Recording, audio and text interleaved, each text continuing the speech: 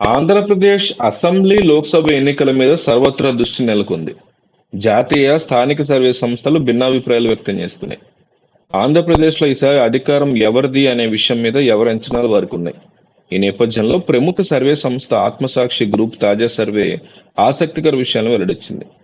ఆంధ్రప్రదేశ్ ఎన్నికల మీద ఎవరు గెలుస్తారో, అధికారం ఎవరిది అనే విషయంలో వివిధ రకాల అంచనాలు ఉన్నాయి. ఈ క్రమంలో వెలువడుతున్న సర్వేల్లో ఆసక్తికర ఫలితాలు వెల్లడవుతున్నాయి.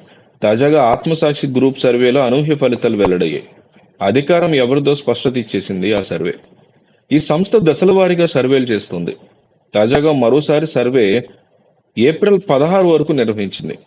వైఎస్ఆర్ కాంగ్రెస్ పార్టీకి 45% మద్దతు లభిస్తే, తెలుగుదేశం, జనసేన, బీజేపీ కూటమికి 48% మద్దతు లభిస్తుందని ఆత్మసాక్షి గ్రూప్ సర్వే అంచనా వేసింది. మరో 2.5% మంది తటస్థంగా ఉంటారట.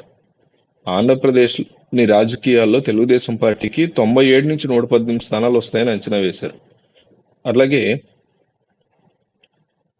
వైఎస్ఆర్ కాంగ్రెస్ పార్టీకి 54 నుంచి 62 స్థానాలు వస్తాయని తెలిపింది. మరో 24 స్థానాల్లో హోరాహోరీ పోటీ ఉంటుందని, 24 స్థానాల్లో 16 స్థానాల్లో వైఎస్ఆర్ కాంగ్రెస్ పార్టీ, 8 స్థానాల్లో తెలుగుదేశం కూటమి ఆధిక్యత అయితే కనబరుస్తుందని ప్రస్తుతానికని వెల్లడించింది. ఆత్మసాక్షి గ్రూప్ తాజా సర్వేలో ఏ జిల్లాలో ఎన్ని సీట్లు అనేది కూడా తెలియజేసింది. సో ఈ సర్వేలన్నీ పక్కన పెడితే మీకున్నటువంటి ఆలోచన ఏంటి, మీకున్నటువంటి ఐడియా ఏంటి సర్వేల గురించి అనేది చెప్పండి. ఎందుకంటే ప్రజలే అసలైనటువంటి సర్వేలు ఇవ్వగలుగుతారు.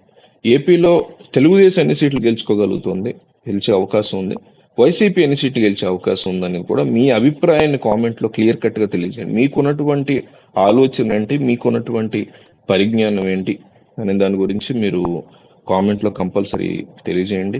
మీకున్నటువంటి రాజకీయ పరిజ్ఞానం ఉపయోగించి కంపల్సరీ మీ అభిప్రాయం చెప్పండి. ఓట్ ఫర్ జగన్ లేదా ఓట్ ఫర్ చంద్రబాబు. ఏపీ ప్రజలు ఎవరికి ఓటైపోతున్నారో మీరు కామెంట్ చేయండి.